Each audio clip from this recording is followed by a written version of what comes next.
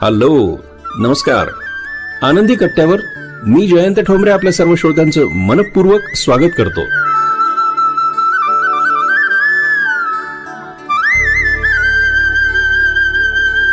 श्रोतो नमस्कार.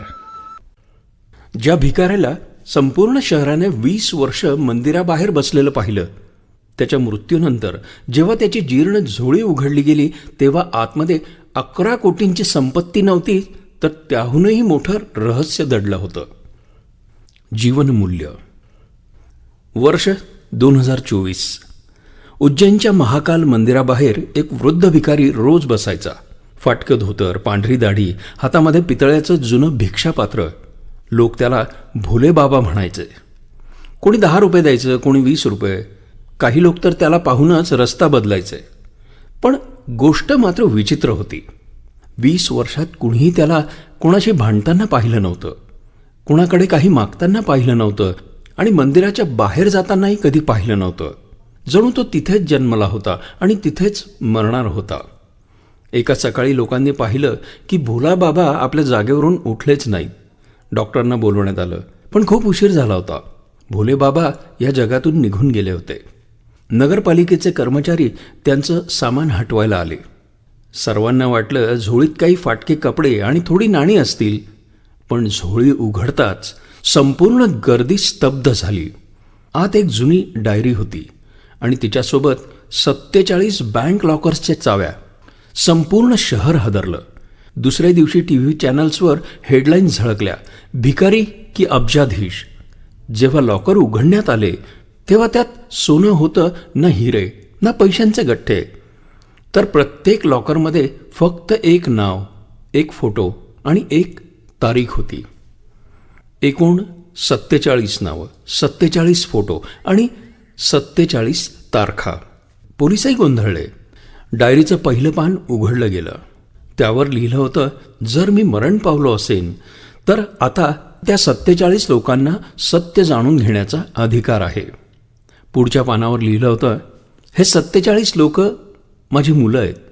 सगळे अवाक झाले, कारण भोलेबाबांचं कधीच लग्न झालं नव्हतं. मग त्यांना 47 मुलं कशी? पुढचं पान उघडलं आणि ज्यात लिहिलं होतं ते वाचून मात्र सगळ्यांचे डोळे पाणावले. 20 वर्षांपूर्वी एक बस नदीत कोसळली होती. त्या अपघातात 47 मुलं अनाथ झाली होती. सरकारनं त्यांना वेगवेगळ्या अनाथाश्रमात पाठवलं, पण मला माहिती होतं की त्यांचं खरं कुटुंब कोण होतं. पुढं त्याने लिहिलं होतं, मी भिकारी नव्हतो, मी त्या बसचा चालक होतो. सगळ्यांचा श्वास थांबला.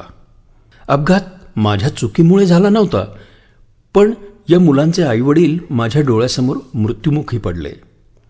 म्हणून मी माझं संपूर्ण आयुष्य त्या 47 मुलांसाठी अर्पण केलं.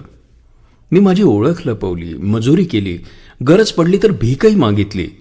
पण दर महिन्याला वेगवेगळ्या नावांनी या मुलांच्या शिक्षणाचा खर्च पाठवित राहिलो. आणि शेवटच्या पानावर लिहिलं होतं, आज त्या 47 मुलांपैकी 3 डॉक्टर आहेत, 5 अभियंते आहेत, 1 न्यायाधीश आहे आणि 1 प्राध्यापक आहे आणि बाकी अनेक यशस्वी व्यक्ती आहेत. पण त्यांच्यापैकी कोणालाही माहिती नाही की त्यांची फी कोण भरत होतं.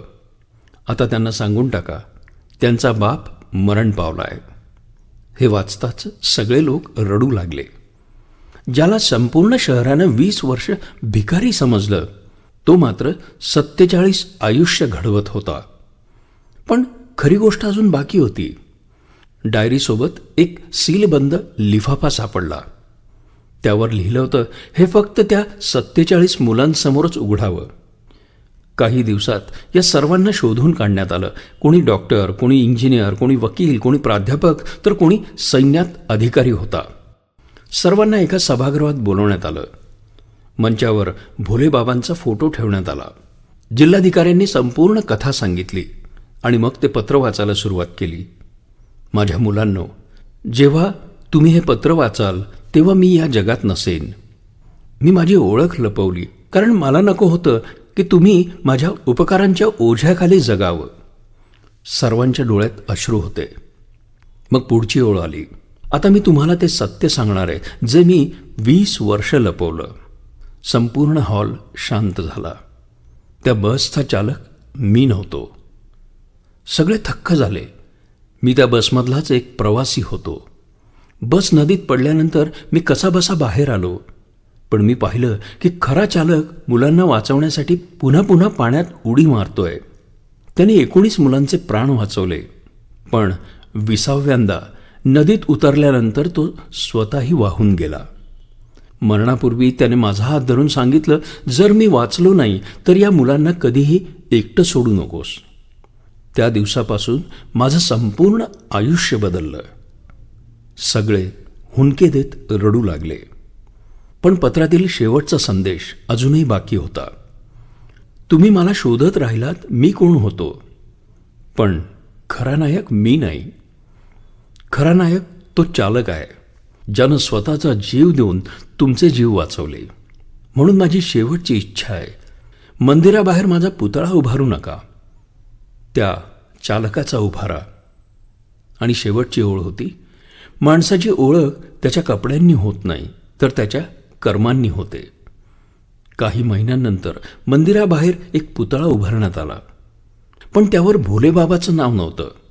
त्यावर लिहिलं होतं, त्या अज्ञात चालकाच्या स्मरणार्थ ज्याने स्वतःचा जीव देऊन मुलांचे प्राण वाचवले.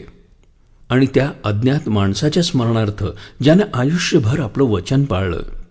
आजही लोक त्या पुतळ्याजवळून जाताना आपल्या मुलाचा हात थोडा अधिकच घट्ट पकडतात. कारण त्यांना आठवतं, या जगात सर्वात मोठी माणसं बहुतेक वेळा तीच असतात ज्यांना जग सर्वात लहान समजत असतं.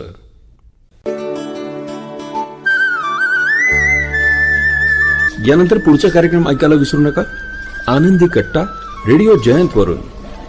तोपर्यंत मात्र आनंदी रहा.